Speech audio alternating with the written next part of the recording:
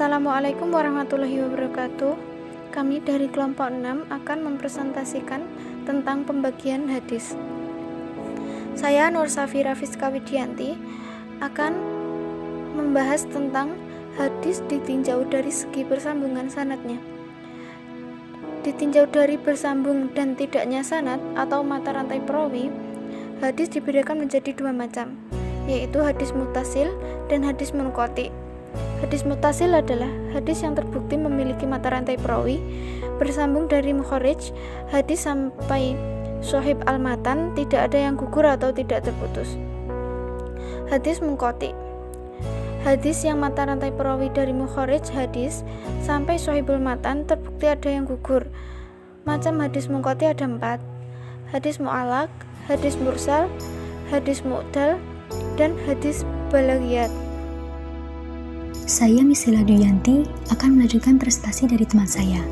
Selanjutnya, pembagian hadis ditinjau dari segi kuantitas sanad. Ditinjau dari segi kuantitas sanad, hadis dibagi menjadi dua, yaitu hadis mutawatir dan juga hadis ahad. Hadis mutawatir dibagi menjadi 3 bagian, yaitu mutawatir lafzi, mutawatir maknawi, dan mutawatir amali. Memang sebagian ulama berpendapat bahwa hadis mutawatir dibagi menjadi 2 bagian, yaitu mutawatir lafzi dan mutawatir maknawi, di mana mutawatir amali dimasukkan ke dalam mutawatir maknawi. Yang kedua yaitu hadis ahad. Hadis ahad dibagi menjadi 3 bagian, yaitu hadis masyhur, hadis aziz, dan hadis gharib. Pengertian dari hadis mutawatir adalah, secara bahasa kata mutawatir adalah isim fa'il dari bentuk dasar atau masdar tawatur yang berarti terus-menerus atau berkesinambungan. Secara istilah, hadis mutawatir adalah hadis yang diriwayatkan melewati jalur riwayatan yang banyak yang menurut adat kebiasaan mustahil mereka sepakat untuk berdusta. Yang dimaksud dengan jalur periwayatan yang banyak adalah jumlah perawi pada setiap tingkatan atau tabaqah dari semua tingkatan yang ada dalam sanad, dan tidak mungkin jumlah perawi yang sangat banyak itu sepakat untuk berdusta. Yang kedua yaitu pengertian dari hadis ahad. Secara bahasa, lafal ahad yang merupakan bentuk jamak dari kata ahad yang berarti satu. Karena itu hadis ahad adalah hadis yang diriwayatkan oleh satu jalur perawi. Sedangkan secara istilah, hadis ahad adalah hadis yang di dalamnya tidak terpenuhi syarat-syarat hadis mutawatir. Dengan kata lain, hadis ahad adalah hadis yang tidak mencapai derajat hadis mutawatir. Dari definisi di atas, sebuah hadis dapat disebut sebagai hadis mutawatir jika telah memenuhi syarat-syarat sebagai berikut. Yang pertama, diriwayatkan oleh banyak jalur perawi yang konsisten jumlahnya pada setiap tabaqah. Jika salah satu dari tingkatan sanad tersebut ada yang tidak mencapai jumlah minimal yang ditetapkan, maka sanad tersebut tidak dikategorikan mutawatir, tetapi disebut sebagai sanad ahad. Yang kedua, perawinya harus mencapai batas ketentuan yang menurut adat mustahil akan terjadi kesepakatan untuk berdusta. Yang ketiga, periwayatan yang dilakukan harus berdasarkan panca indera. Dalam hal ini, perawi mendengar atau melihat secara langsung periwayatan itu.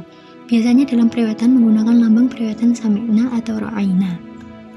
Mengingat begitu sulit terpenuhnya syarat kemutawatiran suatu hadis, maka tidak banyak periwayatan suatu hadis mutawatir.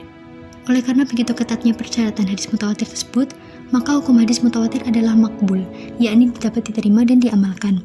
Karena hadis mutawatir memberikan kebenaran informasi yang tidak terbantahkan atau daruri, sehingga membawa kepada keyakinannya pasti, tidak hanya sekedar dugaan.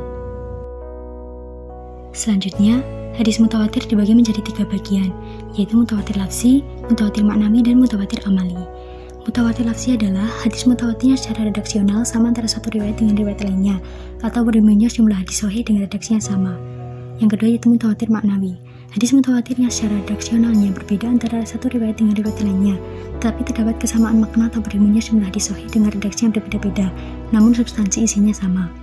Yang ketiga yaitu mutawatir amali, yaitu praktik keagamaan yang dikerjakan Rasulullah, kemudian diikuti para sahabat, lalu para tabi'in, dan seterusnya sampai generasi-generasi berikutnya.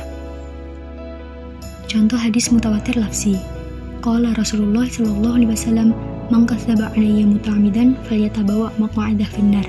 Yang artinya, Rasulullah sallallahu alaihi wasallam bersabda, "Barang siapa berbuat dusta terhadap diriku, yang mengatakan sesuatu yang tiada aku katakan atau aku kerjakan, hendaklah ia menempati neraka." Yang kedua yaitu contoh hadis mutawatir maknawi. An Anas bin Malik qala kana Nabi sallallahu alaihi wasallam la yarfa'u yadayhi fi syai'in min du'ai illa fil istisqa'i wa innahu la yarfa'u hatta yura bayadu ibtayhi. Yang artinya, dari Anas bin Malik katanya, Rasulullah sallallahu alaihi wasallam tidak mengangkat kedua tangan ketika dalam doanya selain dalam doa salat istisqa, dan beliau mengangkat tangannya sehingga tampak putih kedua ketiaknya.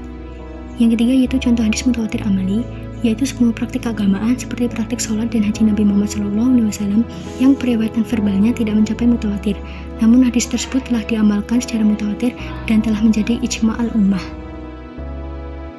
Selanjutnya, hadis ahad dibagi menjadi 3 bagian, yaitu hadis masyhur, hadis aziz, dan hadis gharib.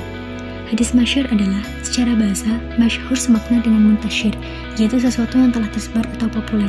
Menurut istilah ilmu hadis adalah hadis yang diriwayatkan oleh 3 jalur perawi atau lebih, namun tidak mencapai derajat mutawatir. Yang kedua yaitu hadis aziz.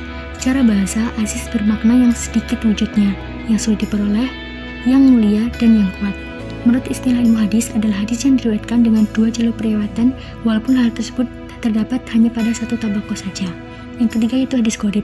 Secara bahasa, gharib bermakna asing, jauh dari negeri atau kalimat yang sulit dipahami. Secara istilah adalah hadis yang diriwayatkan hanya lewat 1 jalur perawi. Contoh hadis masyhur. Innamal a'malu binniyat wa innamal likulli imri'in ma nawa man kanat hijratuhu ila dunya yusibuha aw ila imra'ati yankihuha fa hijratuhu ila ma hajara ilaihi. Yang artinya, semua perbuatan tergantung niatnya, dan balasan bagi tiap-tiap orang tergantung apa yang diniatkan. Barang siapa niat hijrahnya karena dunia yang ingin digapainya atau karena seorang perempuan yang ingin dinikahinya, maka hijrahnya adalah kepada apa yang dia niatkan. Selanjutnya contoh hadis aziz. An Rasulullah SAW qala la yu'minu ahdakum hatta akuna uhibbu ilaihi ma waladahu wa waladahu wan nasi ajma'in. Yang artinya, sesungguhnya Rasulullah SAW bersabda, tidaklah kalian beriman sampai aku menjadi yang paling ia cintai dari kedua orang tuanya, anaknya, dan semua manusia. Selanjutnya contoh hadis gharib. An Abi Hurairah radhiyallahu anhu an Nabi sallallahu alaihi wasallam qala al-imanu bid'un wa sittuna su'batan wal haya'u su'batun minal iman. Yang artinya, dari Abu Hurairah dari Nabi sallallahu alaihi wasallam beliau bersabda, iman memiliki lebih dari 60 cabang dan malu adalah bagian dari iman. Perkenalkan, nama saya Muhammad Rifai Buston Hasikin, akan meneruskan presentasi dari teman saya. C. Hadis ditinjau dari segi kualitas sanad dan matan. Pertama hadis sahih, kedua hadis hasan, ketiga hadis dhaif, dan terakhir hadis maudhu'. Hadis sahih. A. Hadis sahih. Hadis sahih adalah hadis yang bersambung sanadnya dengan periwayatan perawi yang adil dan dhabit, dari perawi pertama sampai perawi terakhirnya, tidak mengandung unsur syadz dan ilat. Pertama, hadis sahih li dzatih, yaitu jika semua persyaratan di atas telah terpenuhi. Kedua, hadis sahih li ghairi, jika berawal dari sebuah hadis yang berstatus hasan, namun jalur sanadnya mempunyai syawahid dan tawabi yang akhirnya dapat meningkatkan derajat dari hasan menjadi sahih li ghairi. Hadis hasan. B. Hadis hasan. Hadis hasan adalah hadis yang bersambung sanadnya dengan periwayatan perawi yang adil dan dhabit, tetapi nilai kedhabitannya kurang sempurna, serta selamat dari unsur syuzus dan ilat. Dilihat dari definisi tersebut, yang membedakan hadis hasan dengan hadis sahih adalah pada aspek kedhabitan perawi.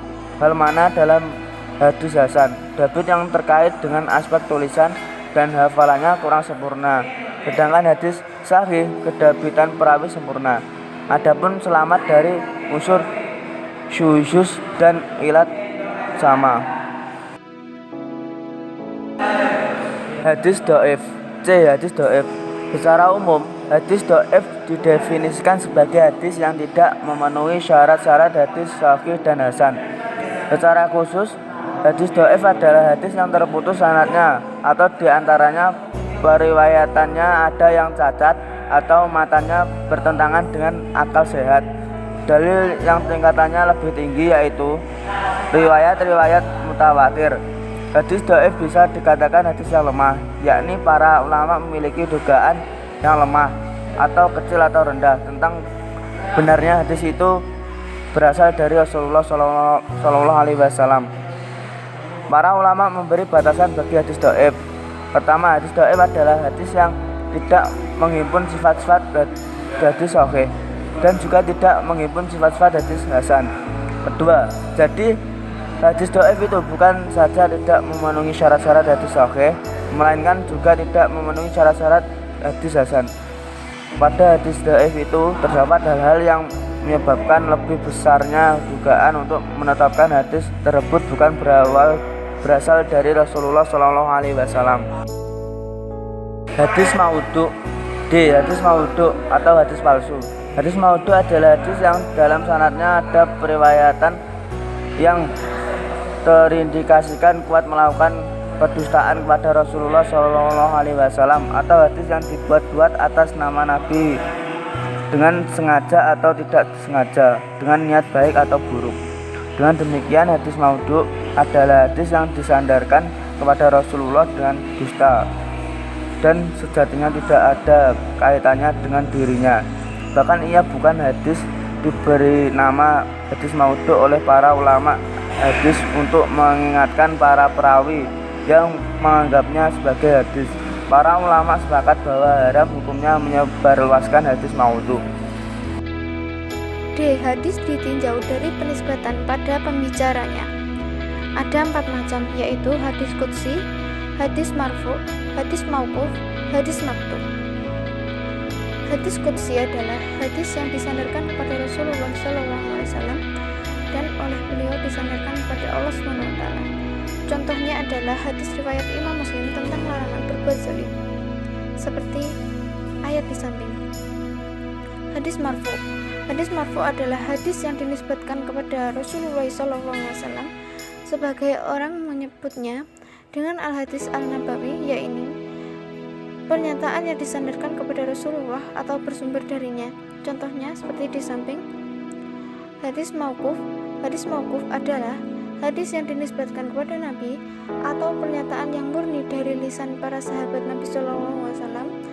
Namun demikian, jika ada pernyataan dalam suatu hadis masih dihubungkan dengan kehidupan Nabi SAW. Misalnya, terdapat qarinah yang dipahami kemarfu'annya kepada Nabi seperti ucapan mereka pada zaman Nabi SAW. Kami diperintahkan begini, dilarang begini, diwasiati begini, dan lainnya, maka dianggap riwayat marfu.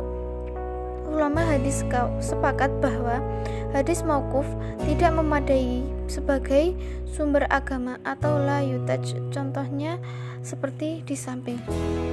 Hadis maqtu'. Hadis maqtu' adalah riwayat yang dinisbatkan kepada generasi setelah sahabat, yaitu pernyataan murni dari lisan generasi tabi'in dan generasi sesudahnya. Contohnya seperti di samping.